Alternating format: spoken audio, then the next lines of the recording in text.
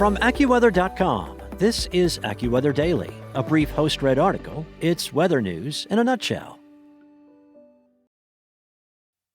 Well, autumn is not too far away, and it's a time for pumpkin-flavored drinks, obviously, shorter days, and the return of chilly weather. Although it may take a little bit longer than usual for summer warmth to fade, in part due to the building El Niño.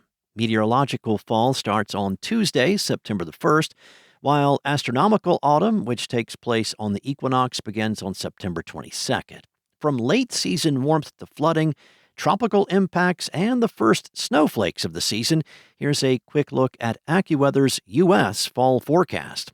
So, El Niño will most certainly drive the fall pattern. El Niño occurs when ocean temperatures near the equator of the eastern Pacific rise above the historical average for an extended period. The ocean and the atmosphere work together over time and can intensify and steer storm tracks around the globe, including tropical activity across the Atlantic basin. Forecasters say it could evolve into one of the strongest on record, but there will be other factors at play as well. Now, one is a separate area of the northern Pacific Ocean that is much warmer than historical averages, which could alter the track of storms, especially over the west coast. Other factors include the warm waters in the Gulf and widespread drought conditions in the U.S. How these factors interact with El Niño will ultimately dictate the weather throughout autumn. Where might fall feel the warmest? Well, September may feel more like an extension of summer across parts of the country, especially in the mid-Atlantic and the southeastern U.S., where the above-average temperatures will be paired with high humidity and warm nights. It may not be until October before the first intrusions of chilly air arrive in the north-central plains, the Great Lakes, and the Northeast, but these cold outbreaks are not expected to be long-lasting. Worsening drought could also contribute to the warmth, including in the mid-Atlantic, the interior Northwest, and across the Rockies, where there are pockets of extreme to exceptional drought. The same dry pattern may also keep wildfire danger elevated into early fall, resulting in episodes of smoky conditions downwind of large blazes. There may be one upside to the warmer and drier pattern.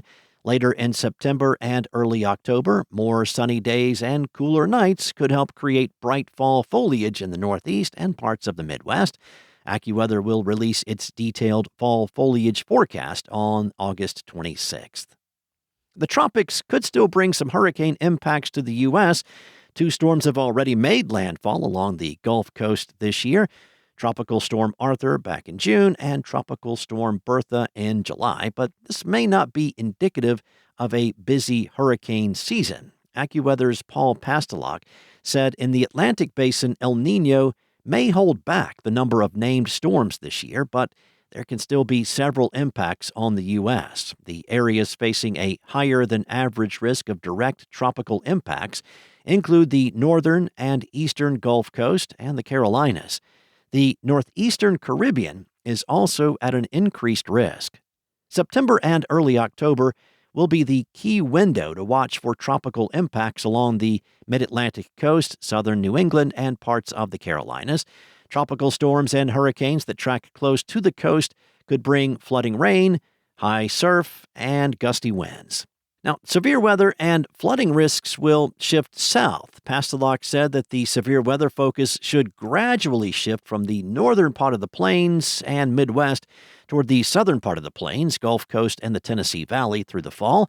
He added that this shift is typical during the course of the autumn. A combination of the El Niño-driven weather pattern and warm water from the Gulf will help to fuel thunderstorms and heighten the flood risk, especially during the second half of the season, as the frequency of storms tracking across the southern U.S. will increase. Reduced Atlantic tropical activity may result in fewer tropical cyclone-related tornadoes across the southeast. Recent rainfall has reduced the severity of the drought in many parts of the east. As El Niño peaks in late autumn, its influence will grow stronger and more rainfall is expected in the east, which is good news for further drought improvement, especially in the mid-Atlantic and the Carolinas.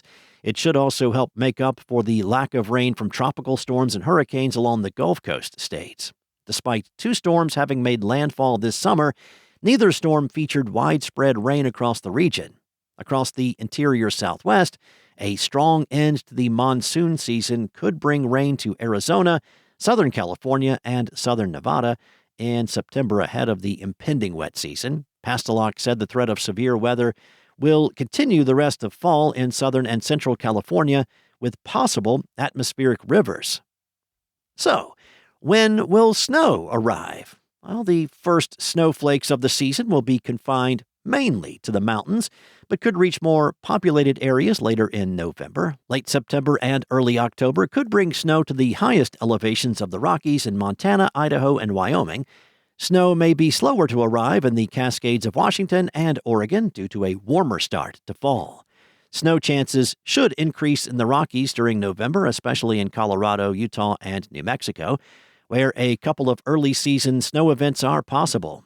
In the Northeast and Great Lakes, the weather pattern resembles that of 1994, 1997, and 2023, years when early-season snow blanketed parts of the region in late autumn. Pastelok said that one storm could meet cold air at the same time to produce some snow in late October into November, which would be a near-average start. Otherwise, some snow showers can be expected in the higher ground in November. Early episodes of cold Canadian air can also set off lake-effect snow in November, downwind of the Great Lakes. That's all for now. You can find more regional forecasts and science-based articles at AccuWeather.com, and you can stay weather-aware with the AccuWeather app. Enjoy the rest of your day. Be safe. I'll be back tomorrow with more from AccuWeather.